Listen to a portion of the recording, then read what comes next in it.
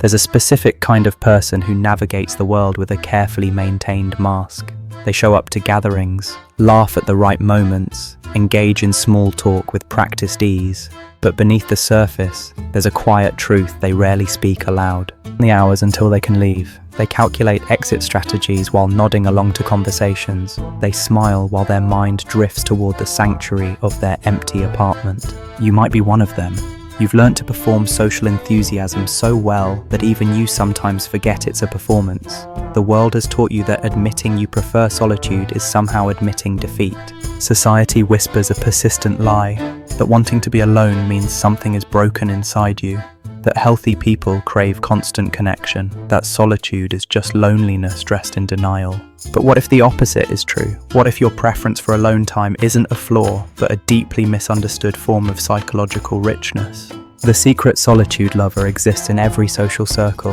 They're the friend who always has a legitimate excuse for leaving early, the colleague who declines after-work drinks just a bit too often, the family member who seems mysteriously busy during holiday gatherings. They've mastered the art of the graceful exit. Their excuses are never quite lies, but they're carefully selected truths that protect a deeper reality. They're tired, yes, but not from what others assume. What exhausts them isn't the day's work or stress, it's the constant performance of being the version of themselves that others expect. Each social interaction requires them to dim certain parts and amplify others. I spent years believing something was wrong with me. Every invitation felt like a small test I was failing by wanting to decline. Every party left me feeling more isolated than if I'd stayed home alone. The guilt was constant and corrosive. I convinced myself I was antisocial, damaged, incapable of normal human connection. I forced myself to say yes when everything in me screamed no. I didn't understand then what I know now, that my nervous system was trying to tell me something important, that the exhaustion I felt after socializing wasn't weakness, but a legitimate biological response to overstimulation. The psychology here is fascinating and deeply misunderstood. Extroversion and introversion aren't just personality preferences. They're fundamentally different ways of processing energy and stimulation. For some people, social interaction genuinely recharges their batteries. Their brains release dopamine and serotonin during group activities. They feel energized, alive, connected through external engagement. But for others, the exact opposite occurs. Social interaction, even pleasant interaction, depletes their cognitive resources. Their brains work harder to process facial expressions, vocal tones, conversational rhythms, and social expectations. It's not that they dislike people, it's that being around people requires a level of mental processing that exhausts their system more quickly than it exhausts others. Think of it like this. Some people have large social batteries that charge through connection, others have smaller batteries that drain during connection and only recharge in solitude. Neither system is better or worse. They're simply different operating systems running on the same human hardware. But the world is designed by and for people with the first system. Offices reward constant collaboration. Social lives revolve around group activities. Even rest and relaxation are often framed as social events, brunches, happy hours, weekend trips with friends. The person who genuinely prefers solitude finds themselves in a culture that treats their preference as something to overcome rather than respect. They're told to put themselves out there as if their comfort zone is a prison rather than a sanctuary. But here's what the research actually shows. People who enjoy solitude aren't avoiding life. They're often engaging with it more deeply than those who fill every moment with social noise. Studies on solitude reveal something surprising. Time alone correlates with increased creativity, stronger sense of self, better emotional regulation, and more authentic relationships when people do choose to connect. The secret isn't that solitude lovers hate people, it's that they've discovered something profound. You can only truly connect with others when you've first connected with yourself. You know this if you've ever felt more lonely in a crowded room than in your empty home, if you've ever left a party feeling drained of something essential, if you've ever caught yourself performing a version of yourself that doesn't quite fit. The mask you wear isn't meant to deceive others. It's meant to protect yourself from their judgment, their concern, their well-meaning attempts to fix something that isn't broken. You've learned to translate your experience into language others will accept. I'm tired instead of being around people exhausts me. I have plans instead of I'm planning to do nothing and it feels sacred. This translation is a survival skill in a world that pathologizes solitude.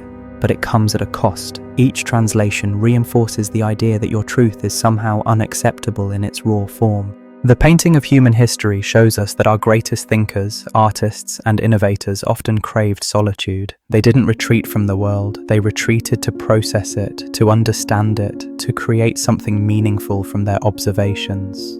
Philosophers have long understood what modern culture seems to have forgotten. Solitude isn't the absence of connection, but a different form of it. It's connection with ideas, with self, with the deeper questions that get drowned out by social noise. But somewhere along the way, Western culture began equating solitude with loneliness, silence with sadness, being alone with being left behind. The rise of social media amplified this confusion. Now we're supposed to document our connections constantly, prove our social worth through tagged photos and check-ins and stories of our adventures with others. The person who prefers solitude scrolls through these curated displays of togetherness and feels the old familiar guilt. Maybe I am missing out. Maybe something is wrong with me. Maybe I should want this more than I do. But that nagging feeling isn't truth. It's conditioning. It's the internalized voice of a culture that profits from your belief that you're insufficient alone, that you need to consume social experiences to be complete. I remember the exact moment I stopped apologizing for my preference. I was at a gathering, watching someone tell a story that others found hilarious. I felt nothing but a mild desire to be elsewhere. Not because the story wasn't funny or the people weren't kind, but because I suddenly understood. I wasn't broken for not finding this fulfilling. I was simply different, and different wasn't lesser. The relief that washed over me in that moment was profound. It wasn't permission to never socialize again. It was permission to stop performing enthusiasm I didn't feel and stop judging myself for that lack. This is where the psychology gets even more interesting. People who secretly prefer solitude often have rich inner lives that others can't see or understand. They're not sitting alone staring at walls. They're reading, thinking, creating, processing, connecting with ideas and possibilities that require space and silence to fully explore. Their alone time isn't empty. It's full of thoughts they couldn't think in company, full of creative pursuits that require uninterrupted focus, full of restoration that only happens in the absence of social demand. When you understand this, you realize that the question isn't why do they prefer being alone? The question is, why does anyone assume that togetherness is inherently more valuable than solitude? You've probably noticed how people react when you turn down invitations. There's a particular kind of concern in their voices, a worry that you're depressed or lonely or struggling in ways you're not admitting. They mean well. They genuinely believe they're helping by encouraging you to get out more or connect with people or not isolate yourself. They can't fathom that isolation and solitude are completely different experiences. Isolation is forced separation that creates longing for connection. Solitude is chosen space that creates fulfillment through internal focus. They look identical from the outside but feel completely different from within. You've tried to explain this distinction, but the words always feel inadequate. How do you describe to someone who recharges through socializing what it feels like to need silence the way they need conversation? It's like explaining color to someone who sees in black and white. They can intellectually understand your words, but they can't feel the truth of your experience. So you've learned to protect your solitude through acceptable lies, work commitments, family obligations, vague health concerns, anything that sounds more legitimate than "I just want to be alone." Each lie is a small betrayal of your truth. But it feels safer than the alternative, safer than the intervention, the concern, the subtle implication that you need fixing. But here's what happens when you consistently betray your truth to accommodate others' comfort. You lose touch with the very self that needs that solitude to thrive. You start questioning your own experience. Maybe they're right. Maybe I should want this more. Maybe forcing myself to be social will eventually make me enjoy it. Maybe I'm choosing wrong. This is how you abandon yourself while believing you're being reasonable. This is how you trade your authentic needs for social acceptability and wake up one day feeling like a stranger in your own life. The neuroscience here is illuminating. Your brain has a default mode network that activates during rest and solitude. This network is crucial for self-reflection, memory consolidation, imagination, and theory of mind. When you're constantly engaged in external social interaction, this network doesn't activate fully. You're operating primarily from your task-positive network, which handles external attention and goal-directed behavior. Both networks are important, but they work in opposition. You can't simultaneously be fully engaged with others and fully engaged with your inner world. You have to choose where to direct your attention. People who prefer solitude aren't avoiding the world. They're balancing their network activation in a way that feels psychologically necessary. They need that default mode network time to process, integrate, and make sense of their experience. Without it, they feel scattered, overwhelmed, disconnected from themselves even while surrounded by others. The very thing that's supposed to connect them leaves them feeling more fragmented. You know this feeling, that specific discomfort of being talked at when what you need is silence, of smiling through another conversation while your mind screams for space to think its own thoughts. It's not rudeness or antisocial behavior, it's your system telling you that you've exceeded your capacity for external processing and need to shift to internal mode. But you've been trained to override this signal, to push through, to believe that your body's wisdom is actually social anxiety or depression or some other pathology requiring correction. The therapeutic world has played an unfortunate role in this misunderstanding. For decades, therapy emphasized that healthy humans need robust social connections, that isolation is a symptom of disorder. This is true for isolation, but therapists often fail to distinguish between lonely isolation and chosen solitude, lumping all preference for alone time into the pathology category.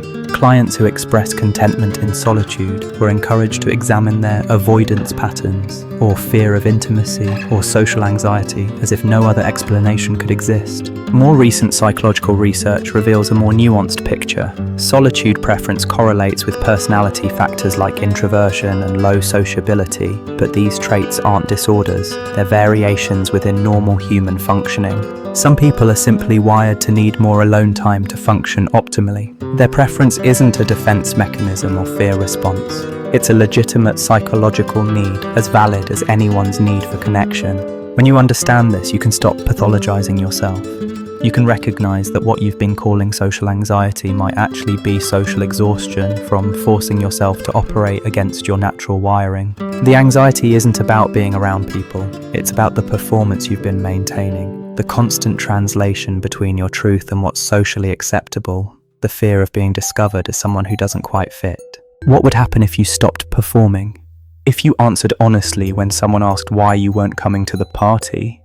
If you said, "I prefer to be alone tonight," without apology or elaborate excuse? The thought probably terrifies you, not because you can't imagine saying it, but because you can imagine the response, the hurt feelings, the concern, the judgment, the questions about whether you're okay. You'd have to weather their discomfort with your truth. You'd have to hold your boundary while they pushed against it with well-meaning concern. You'd have to trust your self-knowledge more than their external assessment. This is the work. Not learning to enjoy socializing more, but learning to honor your truth more. Not fixing your preference, but defending it against a culture that demands you be different. I can't tell you this gets easy. People will continue to misunderstand. You'll still face pressure to be more social, more available, more like them. But something shifts when you stop believing their narrative about what your preference means. When you refuse to internalize their concern as evidence of your deficiency. You start to see your alone time as sacred rather than suspicious, as a source of strength rather than a symptom of weakness, as a gift you give yourself rather than something to feel guilty about. The philosophical tradition has much to teach us here. Existentialists understood that authentic existence requires periods of solitude, where we confront ourselves without the distraction of others' expectations. You can't know who you truly are when you're always performing for an audience. You can't hear your own voice when you're constantly listening to others. You can't choose your path when you're following the crowd. Solitude is where you meet yourself without pretense, where you discover what you actually think rather than what you've been taught to think, where you feel what you actually feel rather than what you should feel. This is terrifying for many people. They fill their lives with social noise because silence forces them to confront the self they've been avoiding. They need others' reflections to feel real. But you've never had that problem. Your fear wasn't of meeting yourself in solitude, it was of others' judgment for choosing that meeting over their company. You worried that preferring your own company meant you were narcissistic or antisocial or broken, but preferring your own company simply means you've cultivated an inner life interesting enough to enjoy. This is a skill, not a flaw. The ability to be alone without loneliness is something many people never develop. They mistake solitude for abandonment because they've never learned to be good company for themselves. You have. Whether through necessity or natural inclination, you've learned to exist fully even in the absence of external validation. You've learned to think your own thoughts and feel your own feelings without constant input from others. This makes you dangerous to a system that profits from your insecurity. Advertising, social media, consumer culture all depend on your belief that you're insufficient alone, that you need products and experiences and social proof to be complete. But you know better. You've tasted the fullness of chosen solitude and discovered that you don't need their solutions to problems you don't actually have. This is why they can't let your preference exist without comment. Your contentment in solitude threatens the narrative that human fulfillment requires constant social engagement and external validation. So they reframe your preference as fear or damage or developmental arrest. They pathologize your peace. They turn your strength into weakness, your self-sufficiency into disorder. But you don't have to accept their reframing. You can hold your truth even when others can't understand it. You can honor your needs even when they conflict with social expectations. This doesn't mean never socializing. It means socializing on your terms, from a place of genuine desire rather than obligation or fear of judgment. When you do engage, you're fully present because you're not simultaneously resenting the loss of alone time or calculating your exit strategy. You're there because you chose to be, not because you couldn't find an acceptable excuse. Ironically, this makes you better at connection when it happens. You're not spreading thin social energy across countless shallow interactions. You're investing deep energy in fewer, more meaningful exchanges. Your relationships become quality over quantity. You have 3 real friends instead of 30 acquaintances. You have honest conversations instead of pleasant small talk. You show up fully when you show up at all. This is the hidden strength of solitude preference. It teaches you to value depth over breadth, authenticity over performance, chosen connection over automatic social obligation. People who need constant social stimulation often mistake activity for intimacy. They're surrounded by others but never quite known. They collect experiences and companions but never slow down enough to integrate what any of it means. You've had the opposite problem. Too much integration time and not enough raw experience to integrate. But at least you know yourself. At least you've done the inner work of becoming someone you actually enjoy being alone with. The final psychological insight is this. Your preference for solitude isn't about avoiding life. It's about living it on your own terms. It's about refusing to outsource your sense of self to others' approval. About trusting your internal compass more than external expectations. About choosing meaning over acceptance when the two conflict. This is harder than it sounds. We're wired for belonging. The threat of social exclusion activates the same brain regions as physical pain. Choosing solitude when the tribe is calling requires real courage. But you have that courage. You've been exercising it every time you chose authenticity over performance. Every time you honored your truth, despite the pressure to conform. You're not broken, you're not damaged, you're not avoiding life or people or connection. You're simply wired differently, and you've learned to honor that wiring even when others can't understand it. The world will continue to misunderstand. That's okay. Their misunderstanding isn't your problem to fix. Your only job is to keep honoring the truth you know about yourself. You might always feel a small pang of guilt when you decline invitations. That conditioning runs deep, but beneath the guilt, there's something stronger. The knowing that your choice is right for you. Trust that knowing. Trust the version of yourself that feels most alive in solitude. Trust that you can build a meaningful life that looks different from the social ideal without being less than. Because here's the final truth they won't tell you. The people who judge your preference for solitude are often the ones most afraid to be alone with themselves. Your comfort in solitude isn't a weakness. It's a quiet form of strength they haven't yet found.